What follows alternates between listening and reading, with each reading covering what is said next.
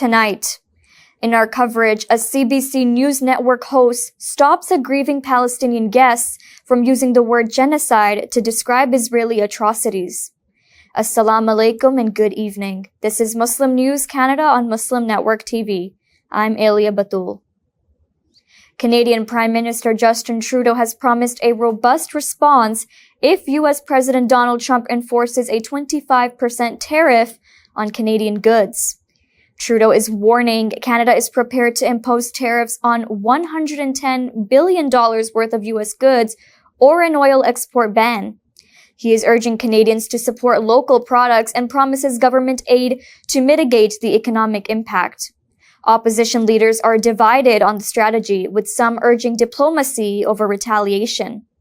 Following his inauguration, Trump announced the tariffs would be imposed February 1st. Trump justified the tariffs as a response to a supposed emergency involving drugs and migrants. This comes despite data showing minimal issues at the Canada-US border as compared to Mexico. Alberta Premier Danielle Smith has urged Canada to focus on diplomacy, not retaliation, in response to U.S. tariffs. Smith says it is important to maintain strong trade ties to avoid action by Trump. Smith's comments comes as she sees potential opportunities for Alberta's oil and gas industry under Trump's pro-pipeline stance. However, this does not guarantee anything. In the past, U.S. pipeline projects like Keystone XL and Northern Gateway face significant setbacks. Experts say Canada must diversify exports beyond the U.S. These exports account for nearly 90% of Alberta's trade. Prime Minister Justin Trudeau and other premiers back retaliatory tariffs if necessary. But Smith refuses to align with federal strategies, drawing criticism for undermining a united front. As Gaza sees a pause in hostilities, Israeli assaults continue unabated in the West Bank. At least 10 Palestinians have been killed during a 2-day military raid in Jenin. Many others have been wounded. One of the victims, Ahmed Shayeb, was shot while driving with his wife and 3 children. A viral video captures the tragic moment. The incursion has forced over 600 Palestinians to flee the Jenin refugee camp. Reports suggest the operation aims to satisfy political factions within Israel's government. Israeli media says Prime Minister Benjamin Netanyahu had allegedly promised the attack to appease far-right finance minister Bezalel Smotrich. Smotrich opposed the Gaza ceasefire. Israel has killed 870 Palestinians in the occupied West Bank since October 7th. The figure includes 117 children. 6,700 Palestinians in the area have been injured. 6,729 have been displaced. As part of a ceasefire deal in Gaza, 50 wounded Hamas members and their companions have been allowed to travel to Egypt daily for medical treatment. 200 civilians will be permitted to cross into Egypt each day over the next 28 days. The humanitarian toll remains staggering. United Nations Special Rapporteur Francesca Albanese warns unchecked Israeli actions could escalate further violence beyond Gaza. Albanese labels the ongoing situation as a potential genocide. Civil defense teams in Gaza have recovered 120 decomposed bodies from the rubble of destroyed buildings in the past 2 days. This has brought the toll to 47,107. Many dead people still remain unaccounted for, and most of them under the rubble.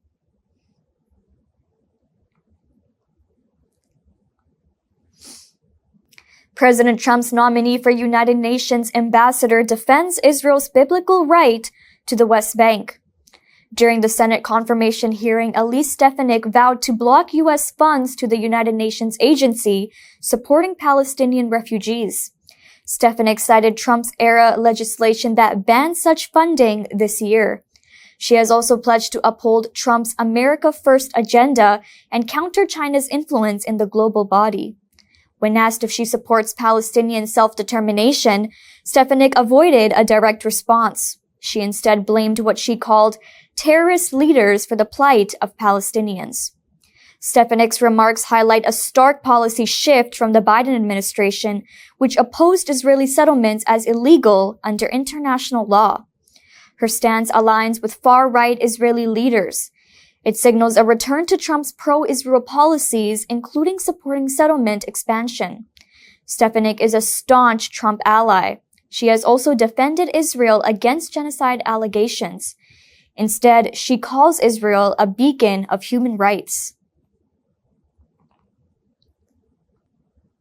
The National Council of Canadian Muslims is criticizing a CBC News Network host for interrupting a Palestinian Canadian guest. The guest was sharing the devastating loss of her family members due to Israeli airstrikes in Gaza. In a clip shared by the advocacy group, Natasha Fateh interrupts the guest, saying she cannot use the word genocide to describe the atrocities in Gaza. In a powerful statement on social media, the group says the move by CBC and Fatah are unacceptable. The group says a grieving guest speaking candidly about the ongoing crisis should not be stopped.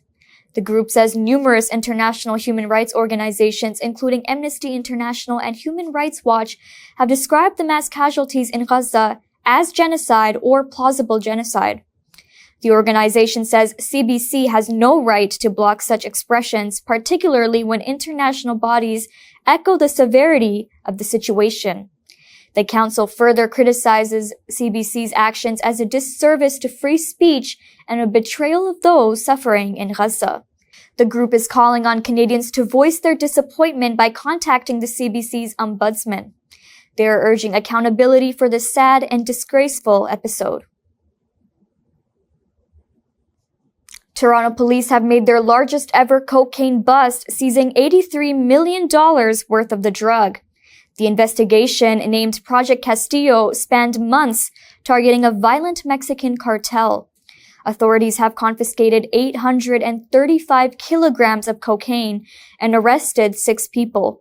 2 of them are Mexican nationals, while 4 others are Canadians. 3 additional suspects are being sought. 1 is still believed to be in Canada. Half of the cocaine was intercepted at the U.S.-Canada border in a truck from Mexico. Police also raided stash houses in the Greater Toronto Area. Disrupting a major drug trafficking network linked to the Jalisco New Generation cartel. Chief Myron Dimkew says the operation will help protect lives by removing dangerous drugs from the streets. The investigation involved Toronto Police, York Regional Police, Canada Border Services, and Windsor border officials.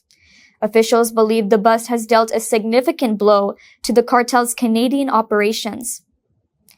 That's all from our Toronto studios. Thank you for watching Muslim News Canada.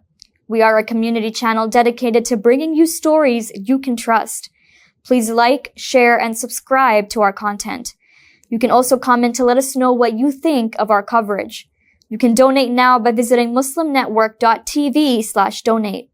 For more content, keep watching Muslim Network TV.